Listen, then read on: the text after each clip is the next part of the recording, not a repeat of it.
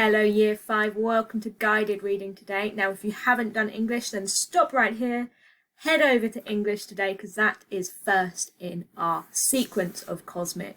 Now let me tell you what happened in the chapter called Hello Lucky Winners. Now if you have a copy of the book, feel free to read along with that summary as well, just to double check that I get everything right.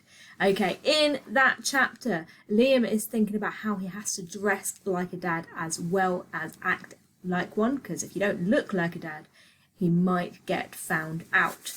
Then Florida turns up ready to go on this trip. Mum and Dad still think it's a geography trip to the Lake District for gifted and talented students. They are mighty confused when a limousine turns up, but tell themselves, well, they're so gifted and talented that we're going to treat them to a limo. Now, Florida doesn't know she's going to China yet, but she's super duper excited about being treated like a celebrity in the limousine. She's got Oscar goodie bags. They get a brand new Drax phone inside their goodie bags, and they are super excited. And at the end of the chapter, they get themselves onto a Learjet, a very fancy, state-of-the-art aeroplane. Okay, first off, we are going to read this chapter, Competitive Dadliness. And while I'm reading, I want you to have a think about how does Frank Cottrell Boyce convey how Eddie feels about Hassan. There was a small, neat woman waiting on the steps of the plane. She had very white teeth and her hair was as smooth and black as Playmobil. She offered Florida her hand and said, "Florida Digby, so pleased to meet you. How does it feel to have one of the 4 best dads in the world?" "Who are you?" said Florida. "I," said the woman, "am Dinah Drax." Dr. Drax, the woman herself. When it was my turn to shake her hand, I got so excited I forgot to let go of it. She must have thought I was trying to get one of her fingers as a souvenir. I tried to think of something clever to say, but all I could manage was, "I love your phones." A lot of people do, you know. Thank goodness. "He's always going on about you," said Florida. "All complimentary, I hope." "I don't know. I never listen to him. Love this plane." The plane was impressive, I have to say. It didn't have rows of seats like a normal plane. It had couches and easy chairs and little tables. There were 3 children down at the front and Galaxy Trader playing on the big video screen, and 3 dads at the back on the couches. "Maybe Florida would like to go and play with the other children while I introduce you to the other dads." "Okay." "You can let go of my hand now, Mr. Digby." "Oh, sorry." I hadn't known until then that Dinah Drax was Chinese. Drax wasn't her real name. Her real name means something like victorious over life's tribulations, but she changed it to Drax because victorious over life's tribulations didn't fit on the side of the phone.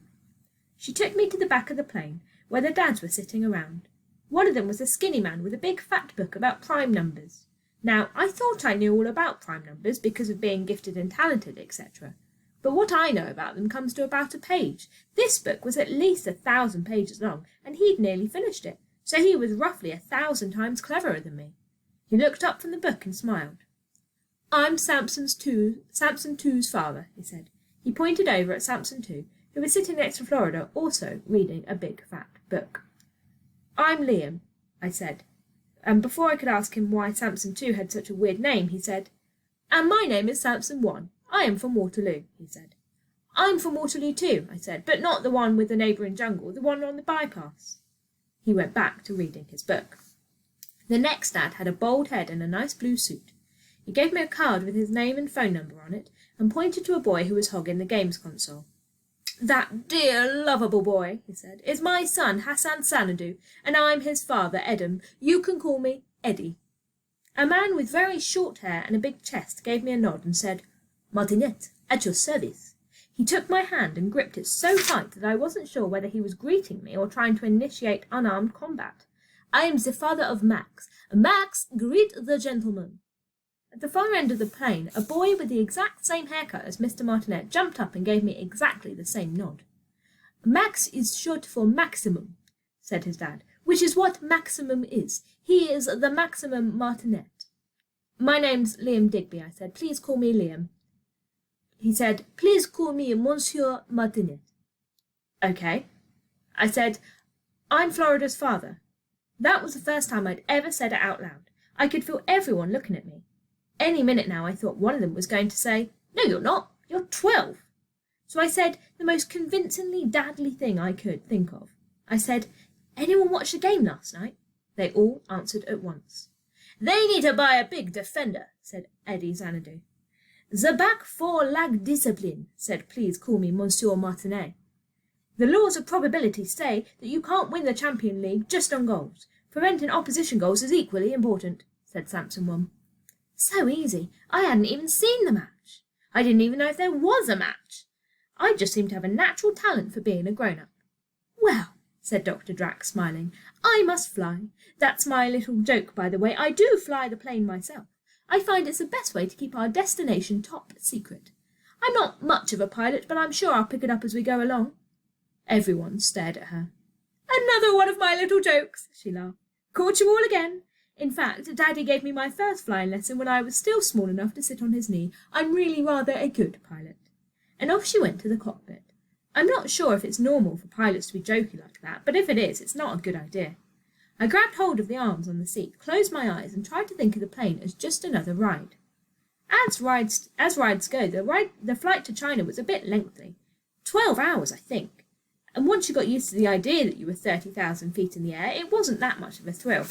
But the view was pretty cosmic. Miles and miles of clouds, like a country made of squirty cream. I remember watching the plane's shadow moving across the white, like a dog running over snow. Eddie Xanadu was sitting next to me. He said, "It's a nice plane, yes?" "Best I've ever been in. My Hassan has an ambition to buy a plane like this, and he will do it. He is so good with money. Even when he was very small at his first school in my country, things are always changing because of wars and so on. One time the school uniform changed. First you wore a white shirt, now you must wear a blue shirt. Everyone goes to the shops to find the blue shirts. There are none. Next day Hassan comes to school and opens his bag. 100 blue shirts. He bought them all. Everyone bought a shirt from him, just a little more expensive than the shop, so he makes money. By the time he is 12, he had enough money to buy a house. He rents it out. Are you good with money, Mr. Digby?" I realised I didn't actually have any money on me. I just said, "No, not like that. Not at all. Hassan is a genius with money." Okay. Have a look at the extract. How does Frank Cottrell Boyce convey how Eddie feels about Hassan? Now remember, Eddie is Hassan's father. How does he feel? Underline key sentences in pink that the author uses to show how Eddie feels about Hassan. Okay, guys, I hope you've managed to find lots of key sentences there that tells you what Eddie feels about Hassan. I think Eddie feels quite proud of Hassan and his money-making schemes and how he has managed to rent a house out at 12 years old. Okay, let's carry on. Ooh. Okay, we're going to carry on reading page 109 to 114. And then you're going to look at the chapter as a whole. Can you summarise what the extract is about in 20 words or less? So that's summarising the whole chapter that we're reading today. "Excuse me," said Samson One. "I couldn't help overhearing the conversation. Is your boy really a genius?" "More than a genius, a wizard with money." "Oh, with money," said Samson One, shaking his head with disappointment. "Samson Two is officially a genius. He did a project on irrigation, and it was so good the government bought it." "How much did they pay?" asked Eddie. $50,000. "My Hassan would have got you twice as much." Monsieur Martinet chimed in. "Money is a terrible distraction. My Max is too focused to care about money." "What's he focused on?" I asked, just to be polite. "Success." "Oh, right. Are you interested in success, Mr. Digby? I have written a best-selling book on the subject. I believe everyone can be a winner. It just takes a little discipline."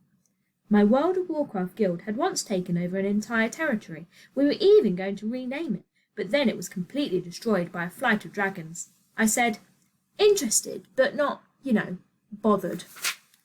"What about Florida? What is her speciality? Is she a financial wizard, a natural leader, a genius?"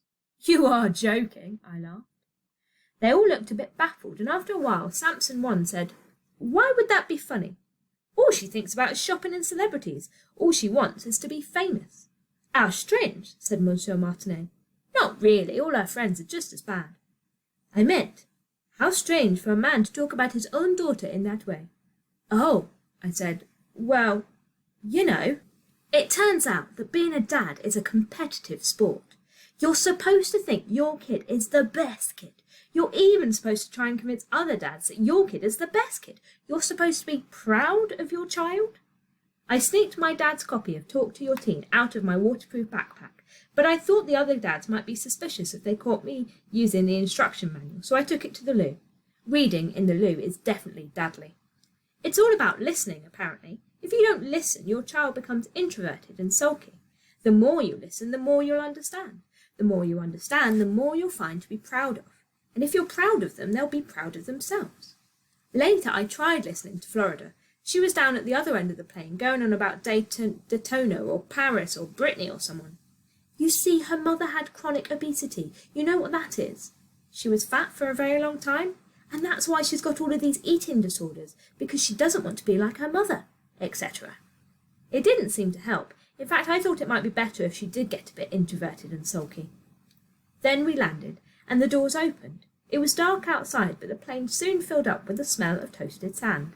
Florida said, "Are we on the beach?" I said, "No, we're not on the beach."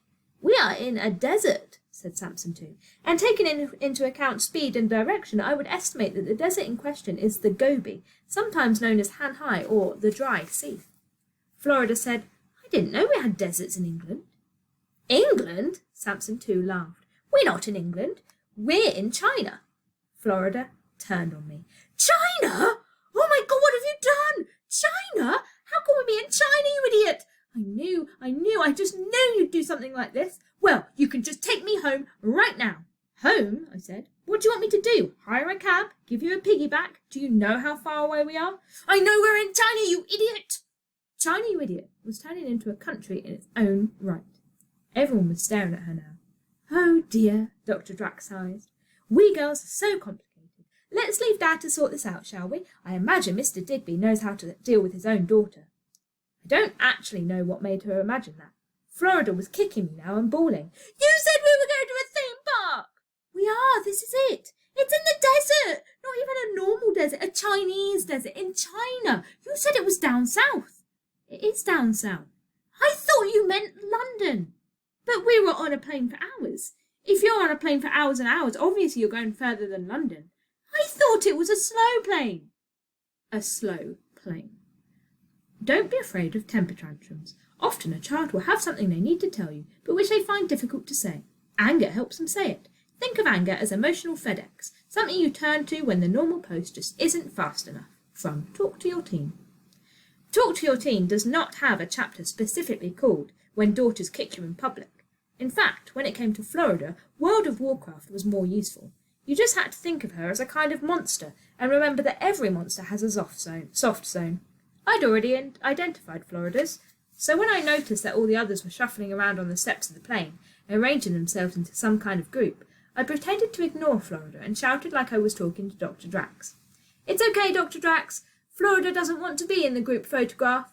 As soon as she heard the word photograph, Florida sat up and started listening.